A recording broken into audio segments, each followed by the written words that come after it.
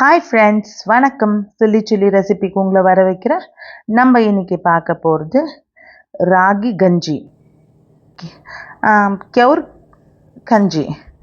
பாருங்கள், இது 1 டீஸ்பூனு மாவு எடுத்துக்கோங்க. நல்லா தண்ணி விட்டு நல்லா கலக்கி மிக்ஸ் பண்ணி எடுத்துக்கோங்க. அது நல்லா தண்ணியாக இருக்கணும். அது இதில் இருக்கிற அந்த கட்டியெல்லாம் போயிடணும். இல்லை கட்டியாக இருந்துச்சுன்னா நம்மளுக்கு அது மாவு தண்ணியில் ஊற்றும் போது அது கட்டியாகவே இருக்கும். நல்லா மிக்ஸ் பண்ணி எடுத்துக்கோங்க. அதுக்கப்புறம் ஒரு 4 கிளாஸு தண்ணி சேர்த்துக்கோங்க. தண்ணி சேர்த்து நல்லா கொதிக்க விடுங்க. தண்ணி நல்லா கொதிக்கணும். கொதிக்கிறதுக்கு முன்னால் இதை ஊற்றாதீங்க. நல்லா கொதிக்கிட்டோம். தேவையான அளவுக்கு உப்பு சேர்த்துக்கோங்க. இது டயபெட்டிக் பேஷண்ட்டுக்கு அவ்வளோ நல்லது. சுகர்காரங்களுக்கு காத்தாலியில் அவங்களுக்கு இந்த உணவை கொடுங்க. இந்த கஞ்சியை நல்லா கட்டியாக இருக்கும். இந்த கஞ்சி 1 கிளாஸ் கஞ்சியோ இல்லை 2 கிளாஸ் கஞ்சியோ கொடுங்க அவங்களுக்கு.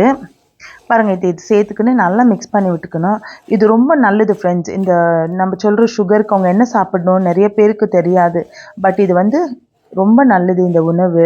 அவங்களுக்கு கேழ்வரகுன்னு சொல்லுவாங்க நம்ம தமிழில். அப்போ நிறைய ஊரில் இதுக்கு நிறைய விதவிதமான பேர் சொல்லுவாங்க. ராகி, கேவரு அந்த மாதிரி. இது அவ்வளோ நல்லதுன்னா அவ்வளோ பெனிஃபிட் உள்ளது. இதில் ஹை ஃபைபர் இருக்குது. இது க்ளூட்டோ ஃப்ரீ. இது ரொம்ப நல்ல உணவு. நீங்கள் கண்டிப்பாக உங்கள் வீட்டில் டயபெட்டிக் பேஷண்ட்டுக்கு காத்தாலியில் உணவில் கொடுங்க.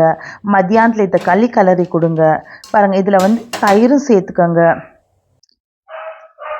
இந்த வீடியோ பிடிச்சிச்சுன்னா சப்ஸ்கிரைப் பண்ணுங்கள், லைக் பண்ணுங்கள், ஷேர் பண்ணுங்கள் ஃப்ரெண்ட்ஸ். எனக்கு கமெண்ட் பண்ணி சொல்லுங்கள் இந்த வீடியோ எப்படி இருந்துச்சுன்னு சொல்லிட்டு. பாருங்கள், தயிர் சேர்த்துக்கணும். சின்ன வெங்காயம் ரொம்ப நல்லது. சின்ன வெங்காயம் சேர்த்துக்கோங்க. சேர்த்து உங்களுக்கு மிக்ஸ் பண்ணி டெய்லி காத்தால 1 கிளாஸ் கொடுங்க.